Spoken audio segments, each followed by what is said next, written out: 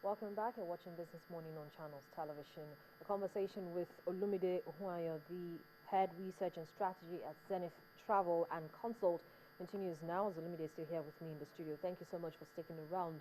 And so you listed some of the challenges and some of the reasons why it seems as if these challenges haven't gone away. But from your own perspective, as someone in the industry, what practical ways do you think this new administration, and when, of course, we have a new minister coming in for the industry, should sit down and be looking at, to reform the aviation industry? There's a direct link between aviation and the economy. So once the economy is not moving, aviation would not move. Once there's no security, aviation would not move. So the government should start working with those two things. Again, we need to look at the exchange rates. Most of the activities in that industry is in foreign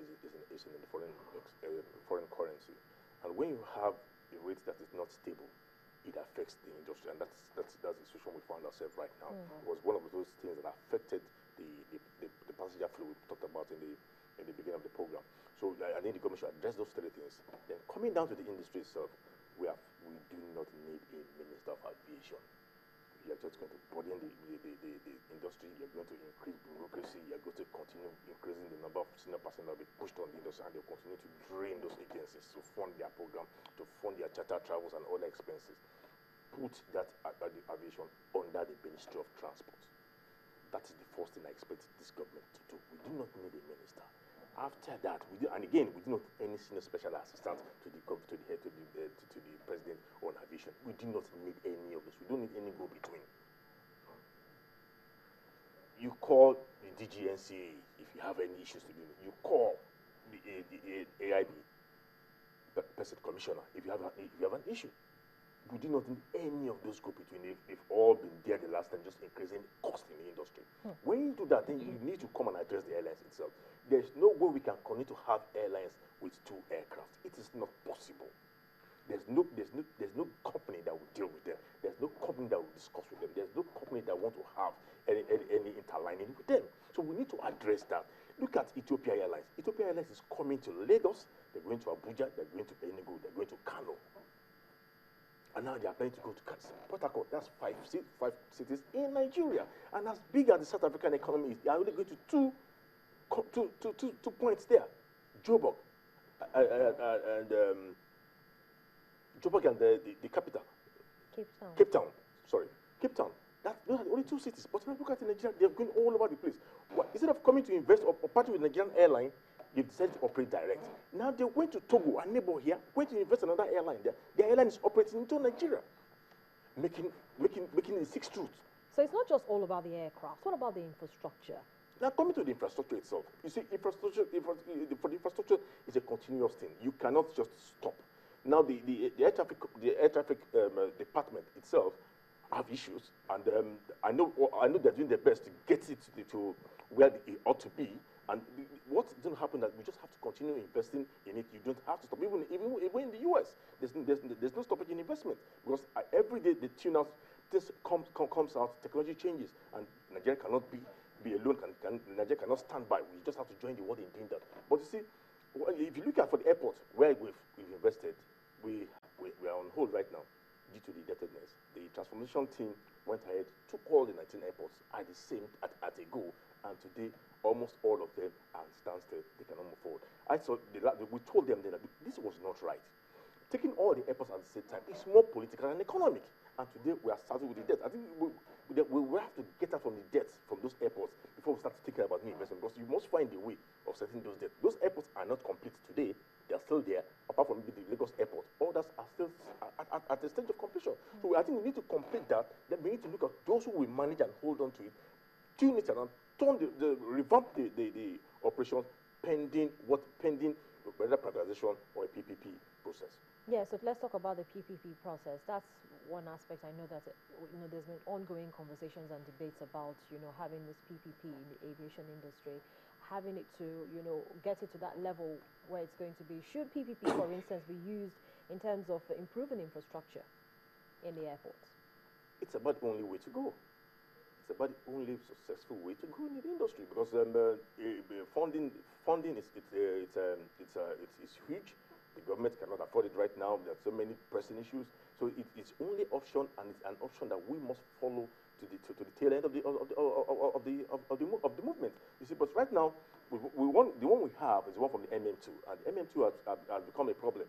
Today, fund is going to court, the owners of MM2 are going to court, and you see there's a counter judgment, even conflicting judgment. So today, we don't really know what is happening. But that is not even encouraging other investors to come to the industry. But it's an industry that you will need the private sector for the sector to move forward. And the only way you can do that is you must set a ground rules. There must be that framework where everybody will see before they go in. And you must make it transparent and public for everybody to see it. Not at the end of the day, you tell us you signed 12 years, and the one that's been given the public is in 25 years. But this is what led to the problem in MM2. So, do you think that if there's an issue with PPP, then privatization as an option should be looked at? You see, the airport industry, the aviation industry, and the airport in particular, is a sensitive area that you do not just run into the private process like that, because so you avoid moving from ugly monopoly to an uglier private market. So you need to go gradually.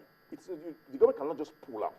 There must be a gradual process. Just introduce. There must be partial privatization, having government in place with it, maybe about 10, 15 years. Thereafter, begin to look at that option, because you must see how it works on that, because you need to regulate, even after privatization, government continue to regulate that industry. And for you to regulate well, you must have done a lot of work during that marriage, during that PPP stage, to make it go private. But for now, I tell you, the economy and the country is not matured enough to go for the private sector. So we should still look at the option of the PPP. We should look at the option of the PPP. It's the best option and the best way forward. Now, in looking at the PPP, should there also be a revisiting or reviewing of the PPP framework? You already started talking about it just before I interrupted you.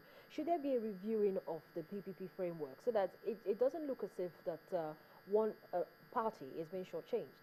You see, the guidelines and the framework is there, but like everywhere that's in Nigeria, there always a problem of implementation. You ask the ICPC has all the rules, but we all know that yes, the Investment Infrastructure Commission, we all know that they back and they can't bite. If it's transparent from the beginning, if it's made public at every stage, right from the bidding process, right from the time you advertise, I tell you there will be no crisis. But what do you have? Once it's advertised, even before it's advertised, they've already collected their bid, they come and advertise to us in Nigerians. You see, they have made this bid for Nigerians to come out and go for it.